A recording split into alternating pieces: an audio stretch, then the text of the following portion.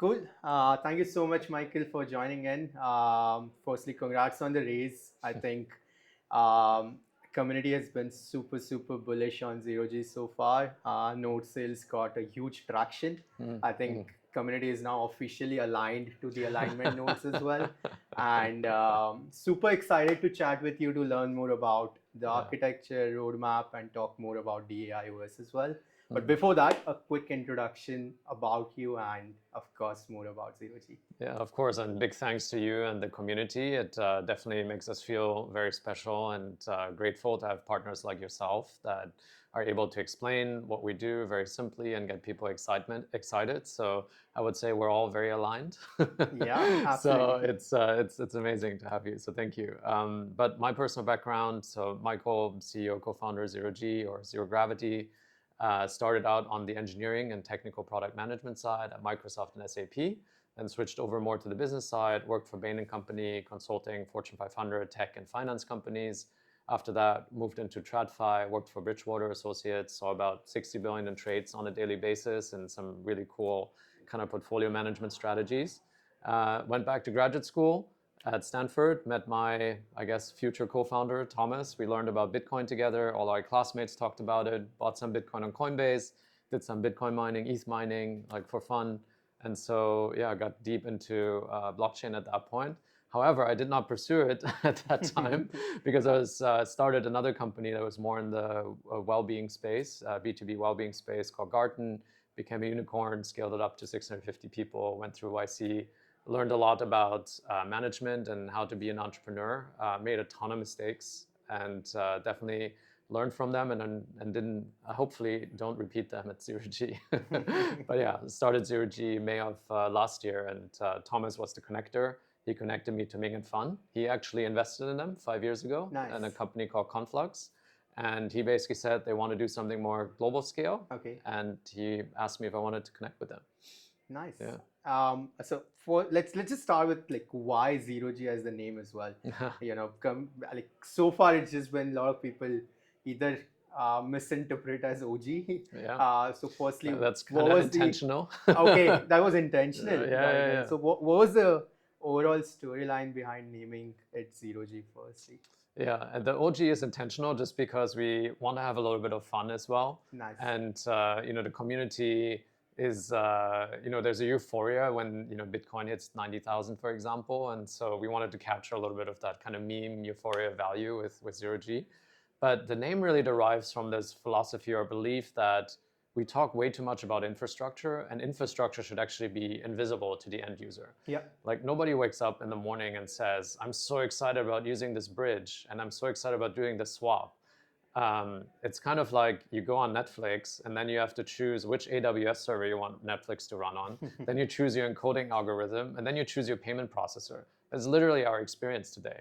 Like that's why we said, okay, we should be called Zero Gravity so that eventually things become just super friction less and weightless. And so hence the name. Nice, Yeah. got it. Let's talk more about the entire architecture around why do you call it like a dAIOS? Like, of course, would love to understand what's the decentralized component of it. Of course, compute is one part of it, and let's talk more about the OS part as well because that is exciting to learn more in terms of how the AI fits in for the operating system and then actually bringing the compute from the decentralization perspective. Yeah, I mean, what do OS systems fundamentally do? I mean, they basically align hardware, align, pun intended, I guess, hardware resources, and then provide a set of services so that you can build applications on top of them. And so we looked at everything that was available and basically said, in order to have fully decentralized AI, we need to completely rebuild the stack. So it starts at the storage layer, then you add the compute layer, then you also have a data availability layer, and then we need a service marketplace as well to then have anybody be able to register as a node provider, whether that's inference, whether that's fine-tuning, or even fast data retrieval rates through kind of like data download providers, kind of like decentralized CDN providers. It could be anything, really. And so that's why we said this looks a lot like a real operating system. And we basically said, yeah, actually it is an operating system, but it's just built on fully decentralized Rails. And so then we said, aha, this is what we need to name 0G, and then it will make a lot of sense to the end user as well. Just like you open your phone and you have iOS on it or Android, and you know that that's in the background, but then you have all these applications you're using. Similarly, we see the space like that. Got it. Yeah. So when it comes to the compute layer as well, what's your strategy in terms of bootstrapping those compute providers? I saw you guys working with EtherCloud and a couple of others as well towards building the entire compute marketplace. Yes. Like, would be keen to learn more about, are you planning to integrate it with the top service layer where you will have more marketplaces interfaces as well? Or like, what's the overall strategy there? Yeah, absolutely. Because the way we look at it too is right now we're at a big disadvantage to centralized AI, or what we actually call closed AI. You go to OpenAI, you've got a set of really nice APIs. It's like super easy to use. Everything's very clear. It's like dollar per token. You choose whatever model you want. And decentralized AI, to have all of the same functionality, you need to go to like 10 different places. Yeah. It's not a great experience. And so we want to basically be the connective tissue and working with a lot of the larger ecosystem to bring all of that together so you can have the same user experience. Got it. In a decentralized fashion. And so, yeah, we have to partner. So we partner with Aether, with Akash. On the kind of inference side, we partnered with Aura and with Fala and kind of providers like that. So it's not a one company approach. Again, that wouldn't be in the spirit of decentralization either. Yeah. We really want to have a big ecosystem because that's how we compete. Even though we raised so much money, that's still kind of a drop in the bucket compared to centralized AI with like billions of dollars of financing behind them. Right. Yeah. So, the reason why I asked this is the next step for NodeOps is right now something called Atlas Network. So we are actually building out like an orchestration layer that essentially brings in the entire templatization for all these services, kind of like an open-ended marketplace from both the fronts, where we bootstrap the supply by working with compute providers, and developers, node operators, even like protocols can now bootstrap or essentially leverage the templates and deploy it in a permissionless manner, which is also verifiable because it would be launched as an AVS. Right. So one thing that we learned so far after interacting with a lot of devs, they do need a very secured and reliable infra out there. Yes, right. Absolutely. And when the decentralized compute aspect comes in, I'll be the elephant in the room, but the reliability part right now is still a big concern. Right. None of the providers right now are adhering to the SLAs that needs to be maintained, which is guaranteed by centralized cloud providers today. How are you guys addressing that? Yeah, it's a tough problem. It's in a way a research problem as well, because how do you have fault tolerance in a fully decentralized system, especially if you're dealing with consumer devices somewhere? Latency issues, bandwidth issues, all hosts of issues like batch and asynchronous training, for example, you'd have to figure out. So what our hope is that we just build a very resilient system. So the moment like something turns to be offline, ideally the job can be batched, or it's resilient enough so that even if, let's say, 3 out of the 5 GPUs fail, that it can still continue running. Yeah. And so we need to make that as part of the architecture and assume that reliability will be an issue so that we can build a super resilient system. And by the way, if you compare it to centralized, even training runs, some of the GPUs fail as part of the training run. You have to redo the training run. And so you have to build in some type of slack. And then the utilization rate also, as far as I know, oftentimes is like 30, 40% of GPUs. Yeah. So maybe with this more resilient system, even though GPUs can fail more frequently, that the utilization rate could actually be much higher. That's our hypothesis right now. We have to still test and research, but that's how we would address it. We just build it into the system and we make sure that through the resiliency, we can meet the same level of uptime. Nice. And what are the use cases that Zero-J is particularly looking at right now from the AI aspect? Is it more around LLMs and trainings, model trainings, or something beyond that as well? Right now, we're able to offer verifiable inference. And so why is that important? Because you can basically tell exactly what model something came from. And so if you're starting to use this in real world applications, this may be a few years away, but let's say you have a company and your warehouse is run completely by AI agents. if somebody injects themselves into this process and all of a sudden changes the model underneath and you have no idea that that's happening, that could be the difference between somebody getting injured in a warehouse or not. Yeah. And so verifiable inference is going to become super, super important because people want to know exactly what is the model, how was it trained, where did it come from, and how is it running? Like what are the GPU resources and other compute resources supporting that? And so that's one aspect. The next aspect is how do we utilize blockchain superpowers in decentralization? So blockchain, so Bitcoin, for example, I read a study 2 years ago. It had 100 times the capacity of hash rate than Google's data centers. Yeah. And so that's all because of a financial mechanism, of a way of bringing all these devices together. How can we do the same? Once we have that type of system, then we can do two things. One is potentially we can build much larger models without the same restraints of, hey, NVIDIA, I'm begging you, give me more GPUs. or two, have the community build smaller expert models that outperform the larger models, but then find a way to string them together through LLM middleware or something like that and get them to be a bigger model together. That's kind of how the human nervous system and the human body works anyways. You have specialized resources, but then you've got coordination layers like layers of Rex and your prefrontal cortex that basically distinguishes. Yeah. So, yeah. Yeah, I think that was the reason why we wanted to focus more on orchestration aspect. It absolutely makes sense, and from the compute perspective as well, that if at the end the retail user is not going to care about the specs a lot if the job is performed in a right manner. What they do care about is performance, reliability, security for those compute.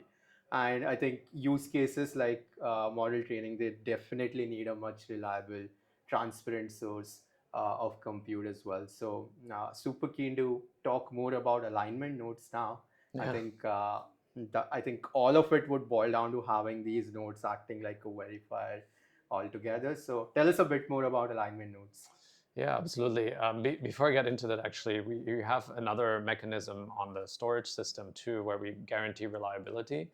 So even if a bunch of the storage devices fail, it's already spread out on multiple storage kind of devices. So there's an incentive mechanism that keeps those devices online, essentially. So you don't get the incentive if you don't provide kind of the data. It's a much simpler use case, but just wanted to point that out. It exists at every layer. Availability layer of these computes, so you incentivize them for the exactly. Okay, so it's much harder on the compute side, but on the storage side, we've essentially already solved it. And so now going back to the alignment nodes, initially are not that smart. They basically just check, like, is the DA functioning properly? Is the storage functioning properly? Is there some issues? Is there downtime? Same with the service marketplace. But once we start getting some results in our research that we're doing right now around data injection attacks, data poisoning attacks, prompting attacks, even model drift or misbehaving agents, and it becomes an engineering challenge, then we can start upgrading those nodes so that they actually become very, very, they're already critical infrastructure, but they become even more critical infrastructure. I link it to kind of like white blood cells in your body. Yeah. They become like the macrophages of this whole network. Nice. And so, over time, especially after the 3 years, once a lot of the initial token rewards are over, we want the fees to actually start kicking in so people are still incentivized to keep running this critical infrastructure. Nice. Let's crunch some numbers right now. So, 290 mil fundraise. I think you crossed 10 million alignment node sales, if I'm not wrong. Within a day or so. Within 24 hours. That's a total of 300 mil so far. Congrats on that feat. Thank you. Help us to learn more about backers so far. I think 40 mil was the seed round as per the reports. Yes, correct. So I would love to get some numbers crunched as well, just for the sake of community to learn more. Absolutely. Yeah, we structured it in such a way that we have kind of traditional VC backers, but then also this kind of large liquid line that we can draw upon when essentially the token is public. And that's a traditional finance institution that's moving into the crypto space that just wants to ensure that there's liquidity there so that eventually when they need to sell the token that they can do that. So it's essentially one way to think about it. It's a perpetual DC line where you can determine essentially the terms, the valuation, and so on. So Nice. it's super flexible, which is amazing for what we need exactly. And so this amount basically allows us to do a lot with the capital. So one aspect is research. Research is not inexpensive. We have to hire a bunch of AI researchers. The going rate is just, let's say, very high from top universities. We have to essentially double the team on the ecosystem side, on a blockchain engineering side, on the operations side, finance side. So all of that infrastructure needs to be built. Then two is we want to do a lot more on the ecosystem side. We want to have more regional presence. We want to be able to do things like an ecosystem fund in the future. So all of that is there.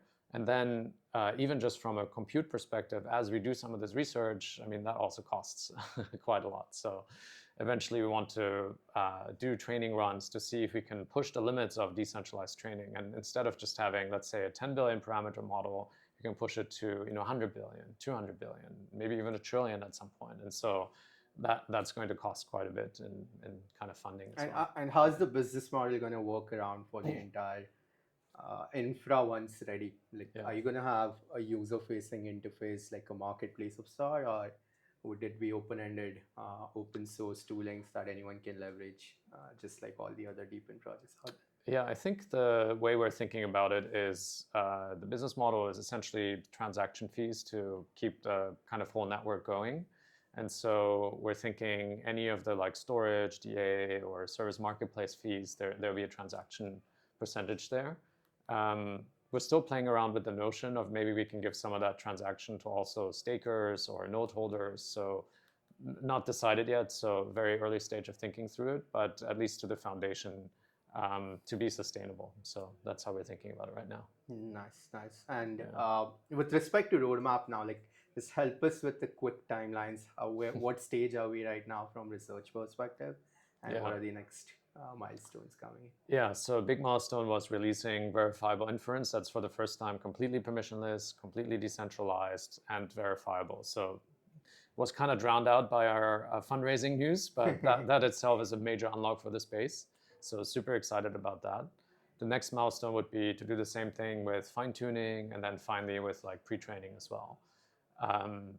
Research works on its own timeline, so I don't know when exactly it'll happen. I hope in 6 to 12 months. My goal is to get to parity with centralized AI systems in 2 to 3 years. So that would be ideal. No, absolutely. And looking forward to working closely with Zero-G for sure. With Atlas Network launching, I think we have a good opportunity to further bring in like truly verifiable inference as well for our compute layer. That's super exciting. Looking forward to getting all the research work that you guys are going to do, bring it onto our orchestration layer, and work closely. But congrats again for the race. Congrats on the launch. Thank you. Looking forward to getting more aligned very soon. And absolutely, community is super excited for the upcoming nodes as well. Yes. So lots of alignment happening here. Human to human alignment, human AI alignment. Blockchain to blockchain alignment. That's great. All of it. But thank you so much, Michael, for joining. Thanks for having me. Thank Big you. pleasure. Thank you.